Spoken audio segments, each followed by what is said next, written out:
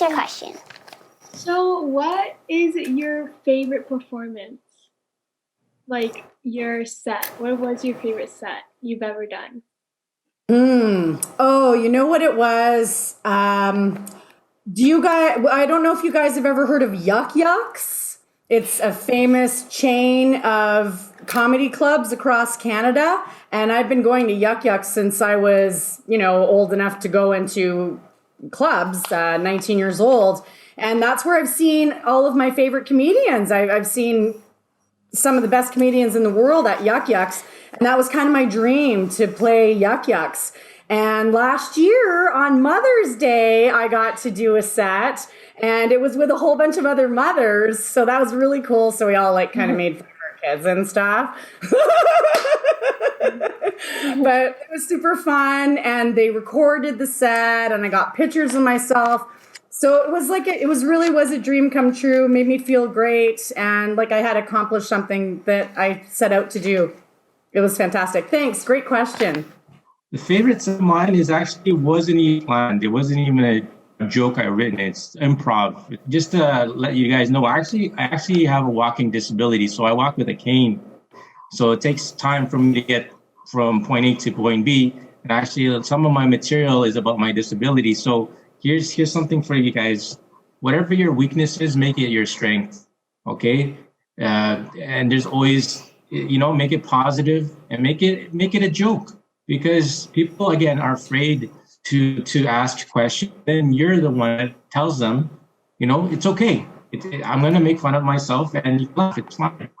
So anyways, I walk with a cane. Takes time for me to get from point A to point B. So here's the set that cracked everyone up. I didn't know it was going to happen. So it took me time to introduce me on stage, right? Come into the stage.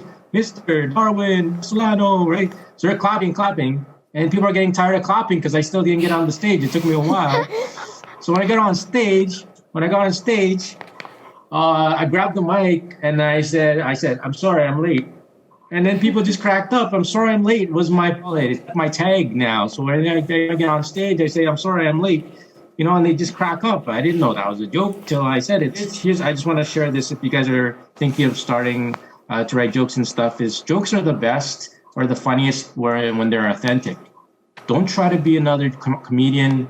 Don't try to copy another stand-up comic you see on TV. Just be yourself and tell jokes about your own life, your own story.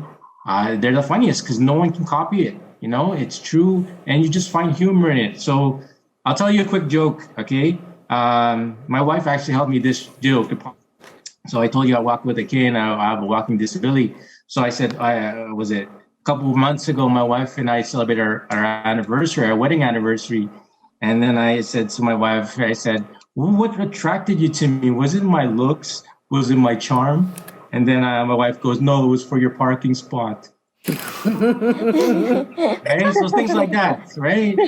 If you have anyone, your parents, your sister, your brother help you with jokes, writing, that's it, just write. I have my phone, like all my jokes are on my phone. It's just ideas. If you look through my jokes, you will make sense because it's just an idea and you just make it into a joke, right? That's such a great point, Darwin. I'm so glad you brought that up. It's so true. The thing that you think stands out the most about yourself, the thing that you might not think that you like, that's the thing. Whatever it is, that's the thing that you need to talk about because that's got the tension, that's got the potential, and that's the thing that everybody's thinking about. So, I'm so glad you brought that up, Darwin. It's such a good point. And it's true, too, to just be yourself because you can't be anybody else, right? And nobody else can be you. And your story is unique. You might not think there's anything interesting about you, but that's not true. Your family is unique. You are unique. And there are things that have happened to you that have never happened to anybody else in the world. So you might not think it's worth talking about, but it is.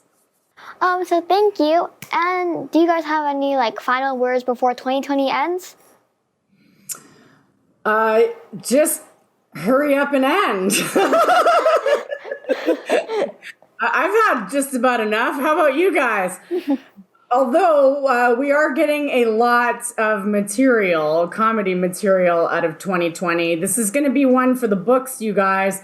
It's not very often anymore that there are collective experiences that we can all share. And this is one that the whole world is sharing. So the jokes are going to go around the world and everybody's going to get them. So dig through your trauma this year, dig through your tears, dig through that hard time, because it was a hard time, people. There was a lot of crying happening this year, and that's the truth.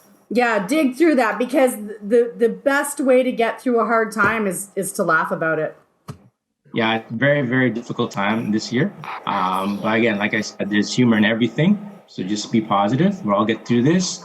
And again, make everything, honestly, if you can, make it a joke. I mean, again, it has to be an appropriate time to say the joke, right? So my advice to everybody, be curious and don't lose that. But yeah, if you want to pursue comedy, I would say, honestly, I feel like I'm coming at the opposite end, because comedians usually start when young, like 17, 18, 19, right? You guys are young. You can do it. You know, you can have your own Netflix special in a few years, right? So just write and then try it on your friends. To end 2020, just keep going and don't think about what didn't happen. You know, just think about the future and don't think about, oh, I didn't go to my trips this year and blah, blah, blah. They're always going to be there, right? It's like, oh, I missed my Hawaii trip this year or Disney World trip. It's there. It's not going anywhere. So just follow, follow government protocols. And then when it's lifted, then we can all celebrate. I just want to add to what Darwin said about pursuing, if you do feel like you want to get into comedy, something that you guys have as an advantage is your youth.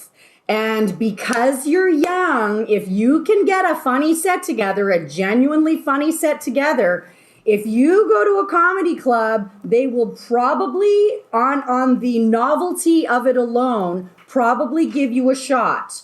So because you're young, you have an advantage. If you're not funny, they won't let you back. But if you're funny, you might get a repeat invitation. So don't be scared. Use your youth, okay? And also, this is a great book. It's called Stand Up Comedy, The Book by Judy Carter. And it's basically a workbook. And it is, I recommend it to everybody who wants to get into comedy. It'll help you write your stuff. So that was amazing. What do you guys think? Yeah!